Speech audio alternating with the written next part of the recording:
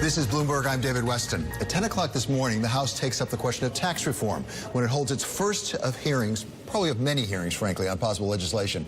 Representative Peter Roskam of Illinois will be holding as the chairman of the Tax Policy Subcommittee of the House Ways and Means Committee. He joins us now from Capitol Hill. Welcome back to the program, Congressman. It's good to have you here. Thank you, David. Good to be with you. So let me start with the question of the moment, at least, which is how big a distraction is the entire situation involving Comey and the Russians and the Mueller appointment? How big a distraction is that for you and your subcommittee and the larger committee as you try to get to tax reform? Look, it's not helpful, and clearly it is a distraction, but if it's not that issue, it's going to be some other issue, and, you know, that's sort of the nature of Washington, D.C. So my preference would be have a clear, easy pathway where everybody's talking about tax reform all the time. That, of course, is completely unrealistic. So meanwhile, we know that it's a challenging environment all the way around. Let's not moan and groan about it. Let's do the work. And today's hearing is part of that work. Do you welcome the appointment of Mr. Mueller in the sense that that might be just getting it behind you? Yeah, I do. I think it's helpful. I think to the extent he's a person that has the confidence of the American people. His reputation is outstanding. He's obviously a person of integrity, and he's going to be able to deal with this in a way that I think is satisfactory all the way around, rather than having it boil and roil and so forth and a lot of questions. I think it can be disposed of, and it's in good hands at this point. So, Congressman, we have heard from the Senate Majority Leader, we've heard from your chairman, Chairman Brady, we've heard from Senator Hatch that there's an attempt to put together a unified approach with the House, the Senate, and the White House. How far along are you in that process? When do you expect to have a single approach? Well, it's hard to give you a straight answer in terms of the when question. Here's the elements that are going into this. We got a blueprint in the House that we think is comprehensive, and you've discussed this a lot over the past several months. The White House has sort of recapitulated or recharacterized some of the campaign themes that they talked about in their one-pager a couple of weeks ago. We're hoping and more activity on the Senate side, but that's all to say that everybody involved in this recognizes that there is a real premium for unity.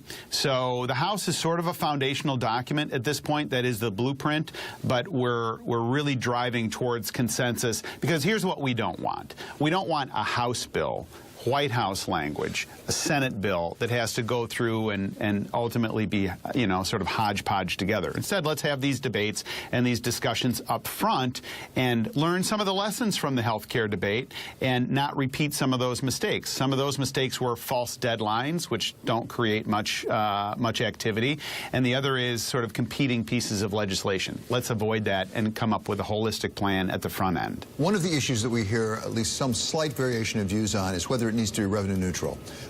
Your chairman, Chairman Brady, said absolutely it has to. Senator Hatch just to say, well, nah, it'd be nice, but it doesn't have to be. Well, then we had Senator Toomey on from the Finance Committee on the Senate side saying, no, it doesn't have to be revenue neutral at all. Where are you going to end up? Well, here's where I think we should end up. I think it should be revenue neutral, but not just, you know, kind of esoterically so. And here's what I mean by that.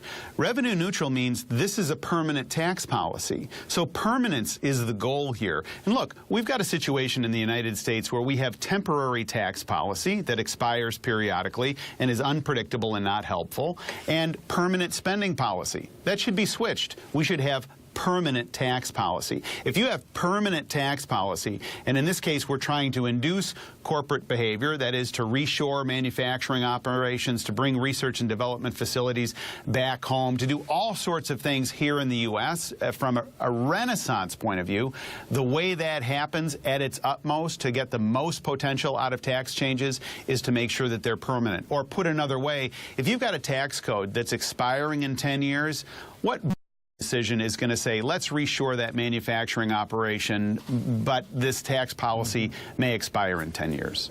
So, Congressman, we actually have with us on the set here a friend from RBC Capital, Jonathan Gollivan. He asked me to ask you a question, which is a good question, which is, given where we are with the labor market right now and the tightness in the labor market at or near full employment, is this a good time to have substantial tax stimulus? Could we really overheat the economy with that? Look, here's where I come down on that question. We're at a once-in-a-generation inflection point as it relates to tax policy. We've got a serious problem in that if we don't move, we're going to see companies and the base erosion become more and more significant. And I'll tell you, coming from the Chicago area, when an iconic Chicagoland company like Aon leaves and goes and headquarters in London, it has a huge impact. When Burger King a couple of years ago left up and went up to the UK, these are companies that are not going to tax havens in the middle of nowhere. They're going to our best friends and closest allies because they've got a more competitive tax environment. So I would look at 2017 as the year this either comes together or it doesn't, and there's an urgency to this. I've described this as an inflection. We need to take the energy and the fact that nobody's defending the status quo, take advantage of that and move forward for a tax plan that is sustainable and permanent. So, Congressman, one of the ways that the House plan hopes to pay for this is through the border adjustment tax. The Senate side has made it pretty clear that that's going to be awfully difficult on the Senate side. If you can't get it through, are you willing to put on the table things like the mortgage deduction, things like the charitable contribution deduction? I'm not willing to start, and be having a discussion about what the Senate can't do. What I'm interested in doing is trying to say what's holistic and how does this whole thing work together. And I think I'm speaking for a lot of the folks on the Ways and Means Committee when I'm articulating that. In other words, let's not presume, where senators, God bless them, play some version of American Idol and say, I don't like this and I don't like that. Instead, let's say, all right, let's look at a holistic plan. And so the border adjustment issue is not just a revenue issue. It completely eclipses the whole question on base erosion. So, for example, it doesn't matter. You're not incentivized if there's a border adjustment situation to put IP, to put manufacturing operations outside of the U.S. This fixes that problem once and for all. So, Congressman, finally, I'm going to ask you a tough question. I know you're a loyal Republican, but at this point, as you look at it, is the President of the United States, President Trump, helping you get tax reform, or is he actually becoming a hindrance? Look, I don't think it's a hindrance. I think it's a distraction that the president has to deal with, but we're clearly on a multitasking mode now. All during the health care debate, there was steady work that was happening on tax reform. That work is continuing and is going to maintain through. We're having a tax hearing this morning at 10 o'clock, and that's happening notwithstanding all the other drama around town. So I think the name of the game for people like me and others is keep your eye on the ball, push through, realize that we've got an opportunity to do this once and for all, and let's take advantage of it, and let's not squander it. You do have that hearing coming up shortly, and we wish you well with it. Thank you very much, Congressman Peter Roskam of Illinois. Great to have you back with us. Thanks, David. Alex. Trying to get back to work. Drama, distraction. Well, in the markets, the drama and the distraction. Take a look at the VIX, up 50% in just